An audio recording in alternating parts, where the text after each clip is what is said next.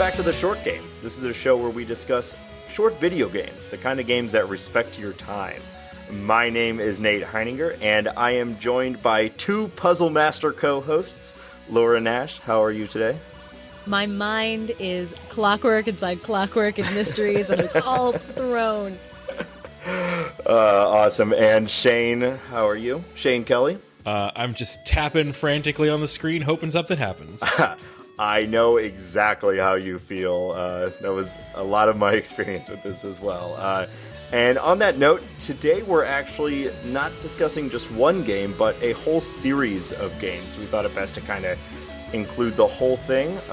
We're talking about The Room, The Rooms 1, 2, and 3. We'll mostly be focusing on 3, but we thought it'd be worth it to kind of touch on all of them. Yeah, they're the series of physical puzzle games for iOS, and I know that sounds like a bit of a misnomer. Like, how do you have a physical game on iOS? But it's one of those games that, or game series, where the entire design wants you to touch things, manipulate objects, and really feel like you're dealing with a real thing. Each game gets bigger and bigger, as we'll talk about, but really at its heart, it's flipping switches and rotating things and kind of just tapping at the screen. And when you tap it, you're actually pressing buttons. You're not just, there's no fake interface except for the inventory. I gotta say, I think that, that it comes through in the name. The whole inspiration for this, I think, is this sort of escape the room craze that's sweeping the country right now. I think every city has one of these escape room places in it now, where people are doing puzzles and opening boxes and trying to figure out passwords in order for them and some strangers to walk out of a, weird hotel room looking place. Have you got any of you guys done that? I have done one. We ended with the city of Chicago getting destroyed, but we did not save the world, but we didn't destroy the world. So we got a halfway. It's like a neutral ending. We got a neutral ending because you shouldn't play escape the room games if you don't control your whole group. And not like you personally, but like you can't yell at strangers, like old men, grandpas who are there with their like small daughter, and the old man talks very quietly and the daughter doesn't understand what Morse code is. Like, you can't yell at them because they're not your friends. But when it's friends, you can really tell them to get their shit together. Yeah, we did one. It was a lot of fun. It was like my family. So my mom, my dad, my sister and her boyfriend, and my brother and his wife, and then me and Molly. So it was like our core family, and we did one together. And it was not as dramatic as, did we or did we not destroy a city? It was kind of like James Bond themed. One of the coolest parts of it was there was like a bar tap, like 6 different bar taps that we had already found a recording device that played seemingly just a random conversation, and throughout the conversation people were ordering drinks, nice. and we had to pull the bar taps in the order that they had ordered the drinks. And when we did that, the entire cabinet behind us that was like the where the bottles and everything were stored swung open, and that's kind of what this game is. But if somebody could make a escape the room that is even like 10% as awesome and designed and intricate as these video games, that would be amazing. Even in Room 1, like, the stuff that happens is just so impossible and intricate and beautifully animated. Like, there was a Kickstarter last year that I didn't support because it cost $600, and it was for a beautiful, beautiful, beautiful puzzle box. And I wanted it so badly, but I decided to have a wedding instead. Priorities, and I bet suppose. It doesn't. I know, priorities, but I bet it doesn't live up to this, this fake world on my iPad in the slightest. I'd like to hear more about the first couple of games, just because, I know the budget and the size and scope of these games has kind of scaled up. And one of the things that Nate, you said about these games was that you were shocked about how many rooms there were in a game called The Room. Hold on, let me Yeah, if I may at least define that a little bit, though that is really it. I mean, I never played any of these games, and so I picked up The Room 3, thinking it's the newest one. We're going to do it for the show. It's also the longest. I might as well jump, full in. And yeah, I And know that said, this. longest. It's only took me about 4.5 hours to Yeah, complete, so it's not long. and yeah, I know this is really stupid, but for a game called The Room, I was just like surprised at just how many rooms there were and how designed it was. I was really expecting something that it sounds like the first two games are, which is a more simplified system. So I think it makes sense to start with the first two games and kind of how they work, and then we'll expand and probably spend the bulk of our time talking about the third one because that's one all three of us have played. Well, it's actually the first one is a table with a puzzle box on it. And each stage is a different puzzle box on a different table. And there's nothing else in the room. Everything you need is on this box and you know it.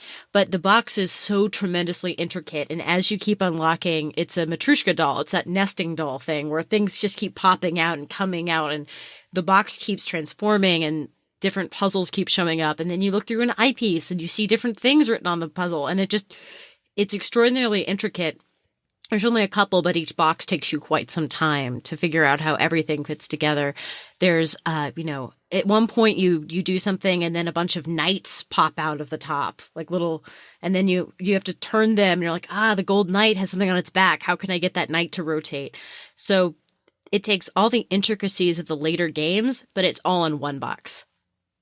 And it's much shorter, but part of the frustration is you are absolutely 100% sure that everything you want is right in front of you. Yeah, that's Yeah. something I experienced a lot with even the Room 3. So I love puzzle games, but one of my least favorite types of puzzle games is simply, did you happen to see that thing? And that's a lot. Like, that's not really necessarily a puzzle to me. That's just like, did you happen to notice that thing? And I'm not really great at that. Now, I should say, Molly and I played this whole game together. She is pretty good at that. So I had kind of, I didn't have to do that as much as I normally would. This game probably would have taken me like 12 hours if it was just me. But this game is a lot of just, did you see that thing? But fortunately, I found that it balances it with just about every other type of puzzle you've ever seen that can be manipulated just with like simple controls.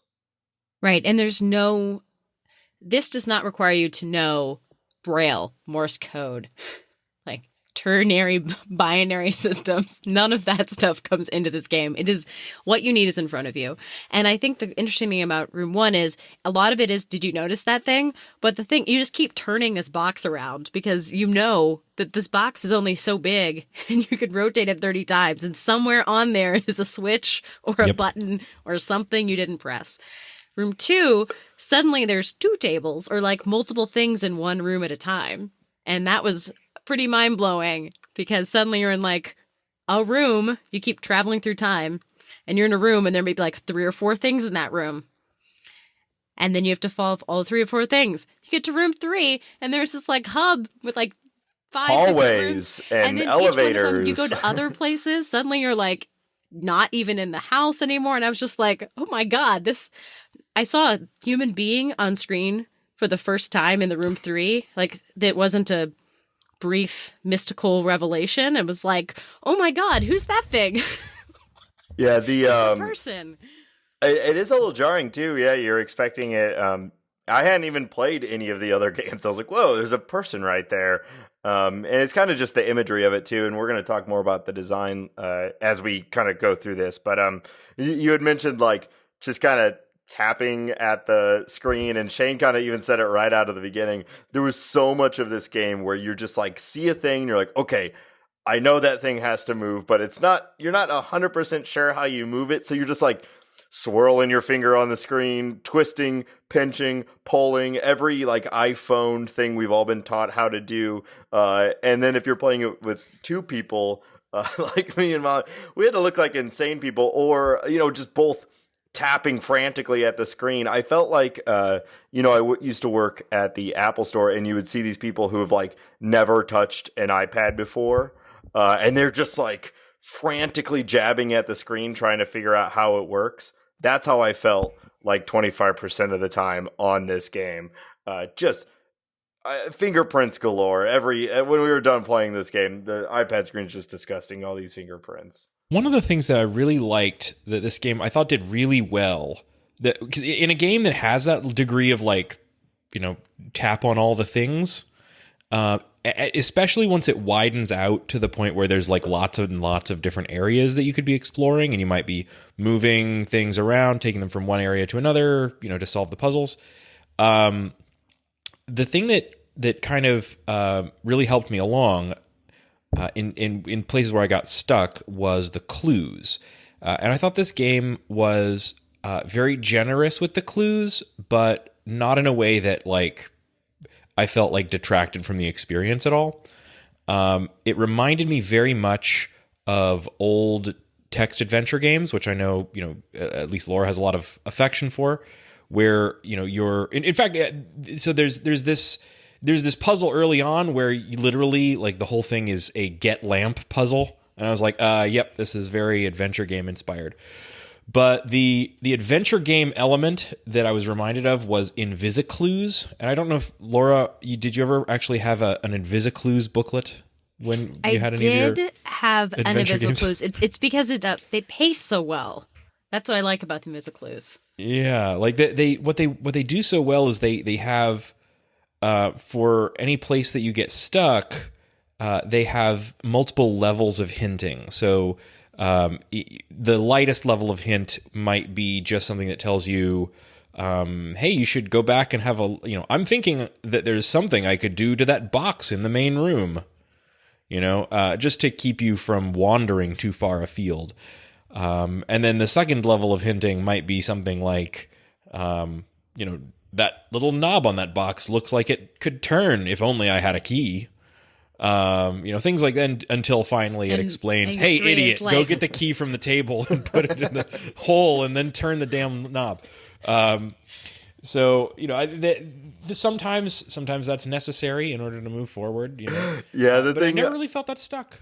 No, we only probably actually used the clue, I don't know, probably 7 or 8 times is when we would actually use it. But one thing that always made me laugh about it, because the game is very, very linear despite there being like a million tiny puzzles. You're almost always doing like one puzzle leads to another, which leads to another, which leads to another, which leads to another. Sometimes there's some like item gathering elements that you might do in a couple different orders, but for the most part, you're just going very linearly. So the clue system always knows like what you should do next.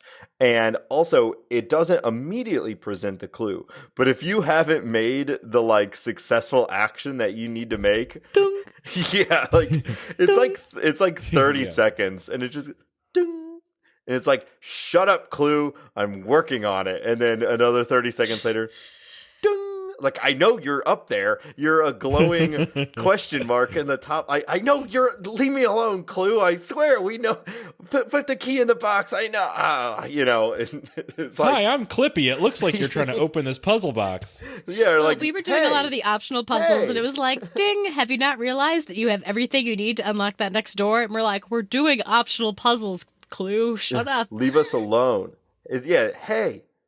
Hey, listen. Just over and over. I mean, But it won't show you the hint. It'll just tell you there's one available. yeah. So at least, like, Clippy tells, it wasn't like suddenly you had to stop the game so that a little fairy can tell you, have you thought about going to the crypt? Of course I have. Thank you. It's about as unobstructive as it can be. It was just like, man, it felt a little insulting sometimes. It's like, hey, I know, okay? I know what I need to do. I'm working on it, okay? And you can turn them off if you really thank you. Of course you Yeah, can. But not if I almost, want to finish the game, I can't. It almost felt like like you like hated it, but you're glad it's there. So it's like, of course I'm not going to turn off the hints, but like. So were those hints in the previous games? Yes, those hints are there, but I'll say that in 3, it's more open ended and there's more stuff. Like the room 2 started introducing a lot of scenic elements that, like room 1, every single thing on that table, if there was a detail, you needed to use it. You could zoom in on absolutely everything, and everything was usable. Room 2, suddenly there's like some boxes in the corner, and I've been trained by room 1 to start looking at those boxes. They're just scenic, and so you start realizing, oh, I can zoom in on stuff that I need. Like, if I'm allowed to zoom in on something, there's something here. So I think they did a good job of expanding and teaching the language, but the hints also, maybe I just was less prone to gazing at this beautiful animation and scenery and just like didn't take quite as long. I didn't notice the hints as much in room 1 and 2. I mean, room 2 is like 3 hours, and room 1 is maybe 2. So they're quite shorter. So maybe that has something to do with it. Yeah, it actually took us about 6 hours to complete room 3, though I think we were very close to completing some of the side stuff, and we ultimately didn't. So it's like a lot of time pointed in one direction before going a different. But also, I think what kind of took us a lot of time is there's a lot of little notes left around, and I refuse to let us get past it without reading them in a ridiculous craftsman voice. So everything. Yes. Everything had to be read out loud. Which, you would like room 2. There's a lot of voices in different dialects in room 2. so that was going to be my next question. Room 3 has a bit of a story. Did they have that with rooms 1 and 2? I will say AS, which the room 3 alludes to, is your only note writer in room 1. In room 2, you start getting more of a story, and you're kind of moving through time, so you get a couple different journal entries from people. But it's the atmosphere more in room 1 and 2. You can see that this thing, the null, has had effects on people throughout time, but you don't really get much more than creepy things are happening. Mm-hmm. Look at these creepy people doing creepy things. Yeah, okay. And so, it sounds like pretty much everything that we've experienced thus far is that the Room 3 is an expansion of all things from the previous 2 games. So in the Room 3, there's a story. It's not, in some puzzle games, it's the story that drives you to solve the puzzles. In this game, it's the puzzles that drive you to solve the puzzles, and the story is just kind of a reason to move forward.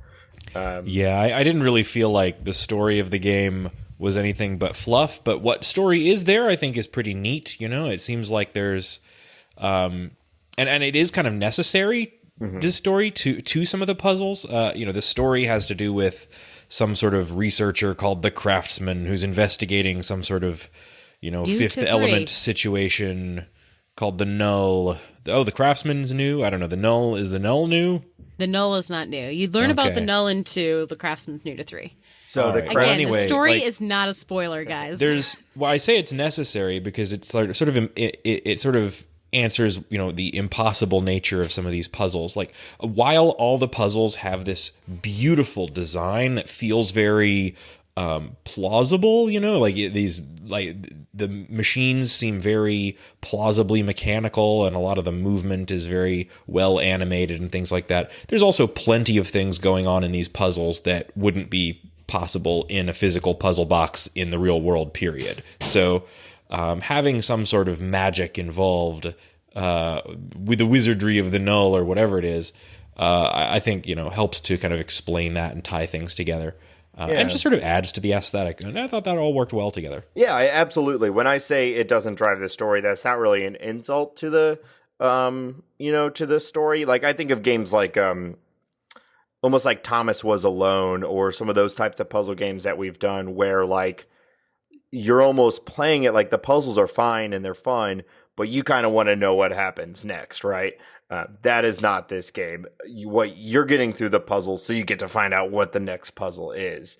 And the way it kind of works, it's kind of a frame story where you've been thrown into like a cell, basically, and this craftsman has essentially set up a series of tests for you. Each room is a form of a test, and you have to work your way through this manor, this what's it called, like Holmes Manor, Greyholm. Greyholm, yeah, great spooky name.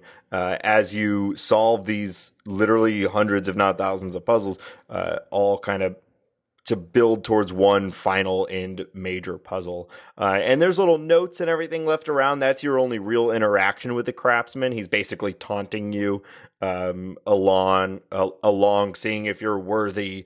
Could you be the one that he sought after, for so long? Are you finally the one, or will you fail like all the others have failed before you? Things like that. It's well written and it's fine. It adds, like Shane said, to the aesthetic of the game. And I think that's probably where the game shines the most. Its overall design. Now, part of me, because it is a little steampunky and like that feels a little tired sometimes, but they do such a good job with this game that I'm willing to kind of look past the mechanical gear steampunk thing that everyone likes. Or was so popular, like 10 years ago. I'm all in on it. I think there's some recurring elements that they do that I wouldn't say are strictly steampunk in the sense that it's not steam driven. There's these sort of electrical contraptions that I really liked at the start of each chapter in the Room 3, where you basically kind of have this sort of recurring puzzle of getting this electrical generator up and running, and then the generator then allows you to turn on this sort of laser machine that opens a doorway in space. And the design of those things is so rad. They just look like some kind of crazy surveyor's equipment that then like tears open a hole in the wall, like with, tentacles from beyond, like tearing away the bricks. Transport you to the other side of your island. And it's so detailed. It's like playing like a BioShock where everything is kind of dirty and aged and lived in, and yet then you open something up and it's all shiny and new and weirdly supernatural. It's kind of steampunk in the same way that like Dishonored is kind of steampunk. What do they call Dishonored? Like whale punk or whatever. It's like has a lot of the same aesthetics, but it's not. There's no steam. There's nothing like coal driven, anything like that we're used to. But lots of gears, lots of pumps and hoses, and very mechanical things.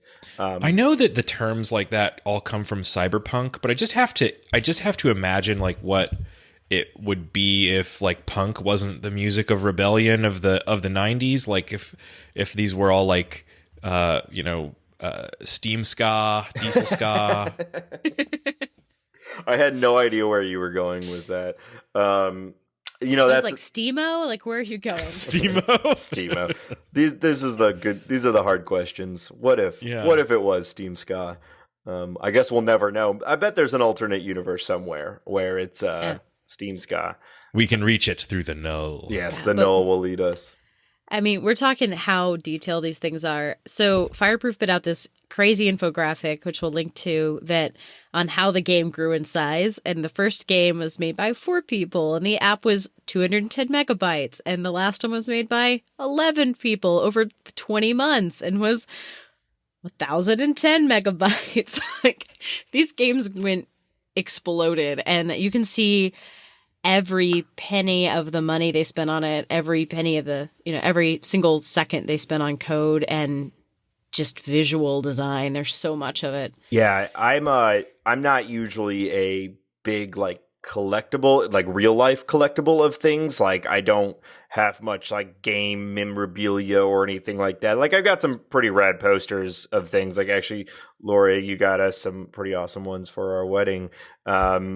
But this is like the first game that I've been like, oh my God, I want to like hold all of the things that are in this game. I want in the first main room of room 3, you find these basically like animal statues that come apart in really interesting ways. And I was like, I would love to have one of those and just like have it on my desk and play with it constantly. I wanted to feel the things. Everything has such good weight. Every time you flick a little switch, it's like the most satisfying switch flicking on an iPad I've ever had. Everything just feels so good. The And sound, sounds right. yeah, exactly. The sound design, the gears, everything twists and turns and clinks and clacks just exactly like you want it to. Like the only thing better than what they're doing here would be physically touching it. I can't see how you could make a mechanical device on an iPad feel better than what they've done. And I think that's what this game is most notable for. Like the puzzles are great. There's so many of them. Some of them are good. Some of them are, like I was saying, I don't like the did you see these puzzles, but there's enough of other things. But when you add in like the amount of effort they put into the design and making it feel so good, that's what makes this game stand out. And I think that's what's clearly made these games so popular. So while I'm perfectly happy to continue to gush with you about the design of the game and how much fun it was to play, I really do have to complain about the puzzles. And I liked the game. Don't get me wrong, but I have like the number one thing that I cannot stand in a puzzle game is when I get to a point where I know what the solution is, but it's 30 steps away. Mm-hmm. And that happens again and again in this game. The number one place that really started to grate on me was the Forge puzzle, which I know you, Laura, just mentioned you were at. You just did the Forge puzzle, right? Can you describe basically what the Forge puzzle was without maybe spoiling too much? Yeah, you get into a room, the workshop, where you are trying to create some keys. It's very obvious what you need to do. You get in this room, you turn around, there is an unlit forge, and there's a box with kindling. And now you have to figure out where in the room are all the things you need. But it's not clear right away what things you need because you think, oh, I have kindling. I can just put this. Oh, where do I put this on the forge? The forge is the most complicated forge you've ever seen. And I have been in a blacksmith shop in the last 3 months. I know what forges look like. This is no forge it's created by a master craftsman who really doesn't want you messing with his stuff, I guess. It's the worst things in a fetch quest combined with a lot of extra back and forth. And at one point, something you need breaks and you know exactly what you have to do. And you're like, oh man, I have to go in the other room and like make all this stuff by hand. Yes. If you don't like that stuff, may I suggest room 1 and 2? Room 2 actually has one stage where you have to do that. And it was the first time it happened. And I was very mad. So I was upset that they repeated it in 3. But on the whole, those do not have quite as much. Oh, now I know how to do it 20 steps later. Yeah, well, that's good to hear. Because, I mean, there's definitely nothing that I like less than it kind of feels like homework. Once you've got the solution, having to go through all the myriad steps to implement it can be a little bit of a drag. That said, working that forge was pretty cool. I mean, you're running a forge, you're making keys, and using those keys in a cool puzzle box. I do appreciate they make things inactive when you're done with them. They make it very clear you can keep clicking on something you've been in the past, and if you try to switch any switches, they've just locked them in place. They make it very clear that you're not supposed to mess with things anymore. So many games make you go back and hide things in previous steps that I really do appreciate that, at least. Yeah, that's something that I like. There's not a whole lot of backtracking to these puzzles, and the sort of overall design is sort of a radial one where you're kind of working your way outward from this central room. So, and it's very clear when you've completed an area, like you're returned to that central room with your prize. So yeah, it even has like chapter breaks. Like you're done. You have completed this room, and which I thought was nice too. Not just on like a quality of life thing, because it would be lame if you had it, then you had to like march your little character all the way back to the beginning, but also out of like a sense of completion and satisfaction. You would complete the room and it'd be like, boom, splash screen, kind of with a little bit of text about kind of, the story, and then you can continue, or you can, it has like a quit game like you would have on a, computer game. on an iPad. Totally unnecessary, because if I want to quit the game, I just hit the home button. I don't need to hit quit game, but it just adds kind of a sense of completion. There's not much of a spoiler break, except I'd like to know some of the. I am not completed room 3. I played the other 2, but I'm pretty far in, and I know I've done a lot of side puzzles, so I'd like to talk about those, and I think they're spoiler-ish. But that does lead me to say that something that room 3 has the other 2 don't have are multiple endings. This is the first time there's multiple ending. Everything else, I'm pretty sure you did every single puzzle in the game. There is no stone uncovered in room 1 and 2. It is very, very linear. This one's a little bit more open-ended, and I wanted to get your take on it, guys. Did you feel like you missed stuff? Well, that was interesting for us, because so the way the room 3 is structured, we already kind of talked about there's like a central hub, and then you're breaking off into side rooms. And the central hub has its own sort of inventory that is separate than the side rooms. Like you don't take your central hub inventory with you to the side rooms, and then vice versa. Once you complete one of the side rooms, you're pretty much done. I think every once in a while you'll take like one thing from one of the side rooms. Like I think you take like a screwdriver that you would have had to have taken. It's part of the main quest. But we started gathering these things. There's like a phonograph, wax cylinder, little things like that we knew had purpose, or we thought had purpose to the main story. But then we were collecting them, and we were finding like, it's that like puzzle game deduction. It's like, well, I can interact with this thing, so it's probably something that I'm going to use at some point. I kind of think of that as the Scooby-Doo effect, where you see that the in Scooby-Doo the one of the windows or drawers is painted onto the set differently than the rest. Somebody's going to go and open it. Yeah. You've got these items, you can interact with it, so you can tap on it and it glows or whatever, so And so we did not know that there were multiple endings, and so we're starting to collect these items, thinking that like everything else in the game, it was going to be pretty linear. Required. And I would need to use this to complete the game. And then suddenly we had beat the game, and we got the bad ending. So it was like, oh, okay, well, that's probably what those 5 items sitting in our inventory were for. We had all these little leads, like, oh, we're going to need this for this. We're going to need this for this. We're going to need this for this. There's a fortune teller machine that clearly needs a coin. Like, where are we going to get that coin? Oh, it probably and then game done. And it's like, oh, well, crap. We shouldn't have gone down that path. We should have gone down, these other paths. And the game does let you. I mean, as soon as you beat it, it makes it very clear that you have gotten, at least for us, and I know Shane as well, the bad ending, and it tells you can go right back and continue to solve.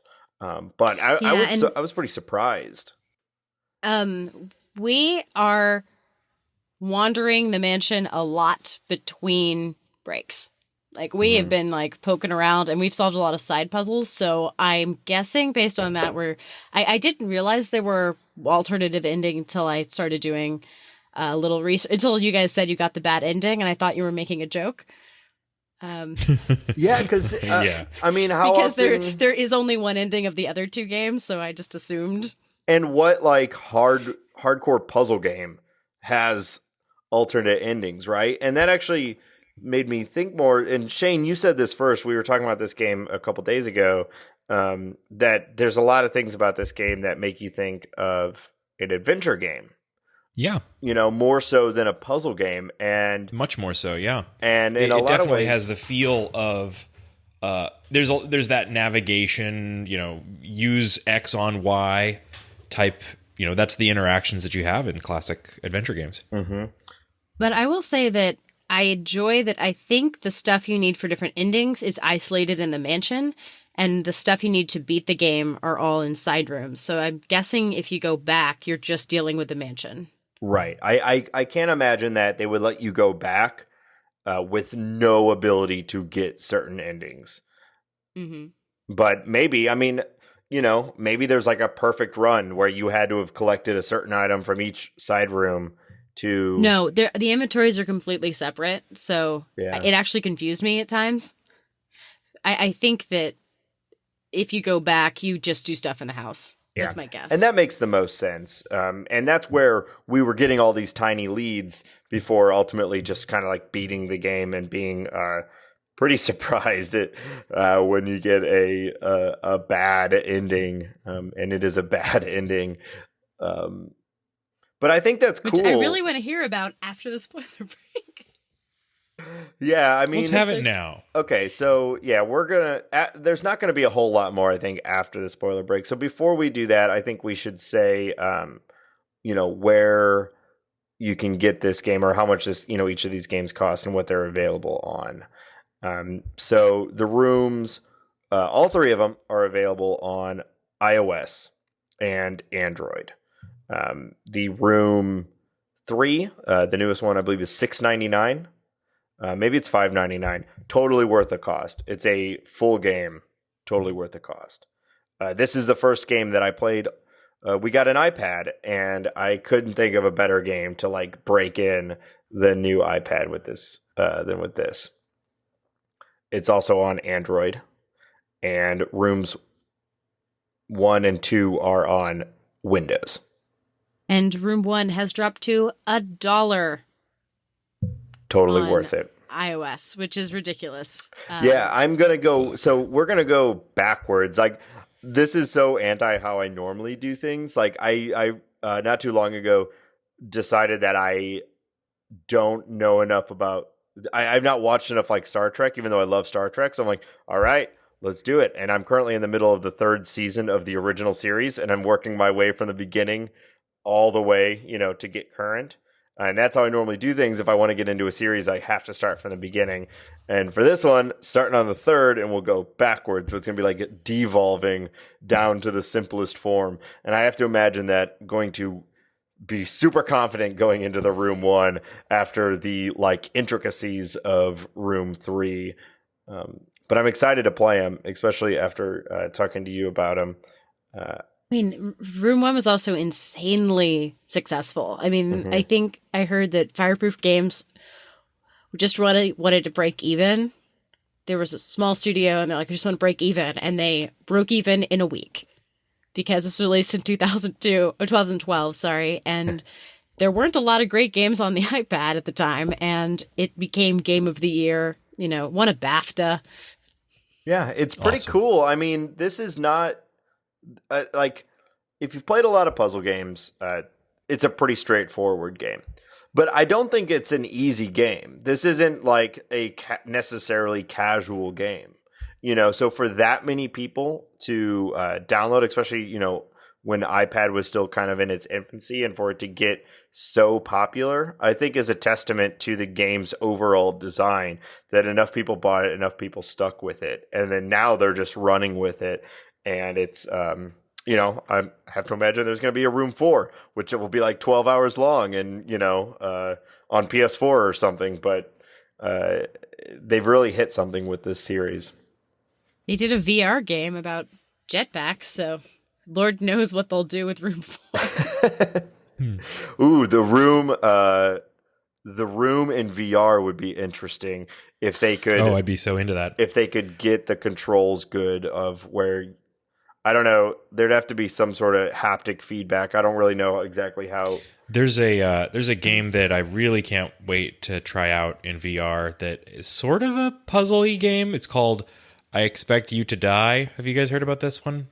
Just sorry to give you a little bit of a sidetrack here, but it's basically in a sort of escape the room style where you are like a spy, and you are like trapped in different like death traps by like supervillains and whatnot.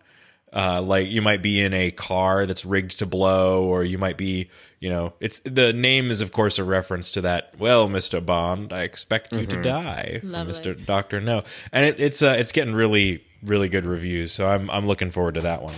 I think this is the style of game that could work really well in VR. Yeah, absolutely. Well, anything else you guys want to kind of hit before we just kind of talk about some of the endings, or at least our ending?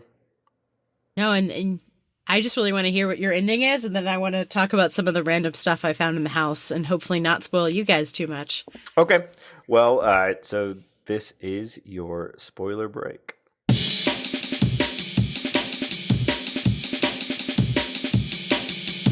Okay, so how bad is this bad ending? Do you really know the difference between a maze and a labyrinth?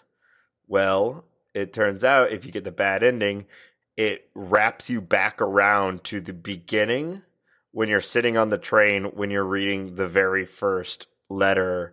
And so it's basically like, did you... Imprisonment, right? Yeah, it's imprisonment, exactly. You have to do it all over again, or at least that's the idea, is that your character is just going to keep running this loop of this same house over and over and over until you get it right. Yeah, for people who are listening who just didn't ever play this game, did you guys get the fortune teller to do anything? Nope. No.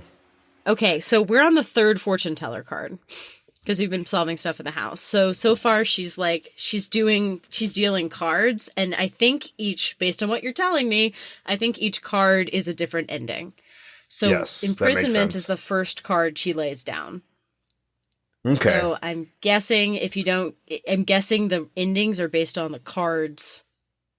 That makes sense. drops. Definitely, yeah, Well, because that's represented as a card at the end, and I thought that was neat that they show you at the end you've got imprisonment as your ending, and it shows you that is one of 5, and they look like cards, so that makes sense. So she deals 4 cards, so I'm guessing you solve none, so you get imprisonment, and then I'm guessing each card you get moves you up an ending. That makes sense. Cool. Which makes me feel good because I'm 3 cards in. So yeah, we just got I was just so expecting these pieces to be used in the side rooms, the final solution. I can't think of any other way to say it than that, and it just wasn't. And we just beat the game. So definitely going to go back and solve these the actual house. I think we were just trained to look for a lot of oh, there's a keyhole on this thing. Like, there's the thing on the clock. Like, the one I will spoil because it just happened at 9:00 before we recorded, and I was really excited, is if you look at the clock in one of the side rooms to the eyepiece, there's little markers at 3, 6, 9, and 12. Mm-hmm. And we happened to be playing at 9:00 and in the house, and then we heard the clock go off. And we were like, oh, wait. And we ran in there, and a switch showed. And there's a puzzle inside that you can only access at those hours. Oh, wow. Okay. So we were really excited about that one. I think that's the only time-sensitive puzzle. Yeah. I would, because we found that same thing, but we thought it was going to be like you're going to place something on that, Oh, we were expecting that too, and we just kept running around being like, okay, where's the thing for the clock? Where's the thing for the clock? Most of them are easier than that. I mean, there's some part where you're actually able to manipulate the shape of a box, which is very cool. Yeah. That wax cylinder, we just solved that one. I don't know if you want me to spoil it for you. That's fine. So there's a whole bunch of gramophones and phones in the room, and there's a wax cylinder you can get, and you can set the gramophone in one room playing and call the other gramophone and get it to record on the wax cylinder the song it's playing. Oh, okay. And then you have this engraved wax cylinder, and you're like, what do I do with this? And then did you do anything with the Great Khan book? Yes. No. Yeah, so you do the square or the circle, or it's like there's D20s all over this game. You can figure out a way to get a circle in there, and then a really cool pop-up stage happens. Yeah, we did that. So that's what I'm saying. There's a lot of half puzzles all over the place. That's what I think. That's why it took. We ended up with so much more playtime but still getting the bad ending. Is I think we went halfway into all of these side puzzles and not recognizing that they were just side puzzles and not the complete game. Because we got you go into that the pop-up book, and that's where you get the wax cylinder. It's in there. So, but I think it's really cool, and I really like that about the game, that like I'm almost in a way like happy that made it through the whole game without knowing that there was alternate endings. And so sorry for everyone who's listening, in a way that's a spoiler, but like it was kind of, to be honest, I've been really happy for that mechanical, that fortune teller, because one, it's a link to the room 2, which is awesome. Mm-hmm. There's a seance woman who seems to be trapped inside of it. I don't know. That's funny. Like, she's a woman who's a character in room 2, so I'm guessing that she's in there now. That's creepy. Yeah. It's nice because I know when I've finished a section of the alternate puzzles because I get a coin. That makes sense. Yeah. And then she gives me something I can use to solve another set. Interesting. So it's like there's no hints for the alternate puzzles, but at least it's telling me when I'm done. Yeah, that's again something I think this game has done so well is when you've achieved something, when you've completed something. Mm-hmm. I just really like how tangible these puzzles are. I feel like I've been talking about it all game, but like, or all episode, but like, it just feels so good to flip these stupid little switches and twist these little boxes, and things spin out of each other and grow and twist, and it just the attention to detail in their design on this is impeccable. I'm so glad we got to play these games because Reagan doesn't like puzzle games because they don't make him feel smart. They think he thinks it makes him feel stupid, and they shout out to Reagan, who only likes to play things that make him feel smart. So he had to go to Hawaii so I could play a game I've been waiting to cover. Maybe we should have mentioned up front why Reagan, who's basically the host of the show, isn't on this episode. I don't think we even brought that up. Nope, just skipped it. Yeah, he's in Hawaii. Because he didn't want to feel. Aloha, Reagan. Yeah.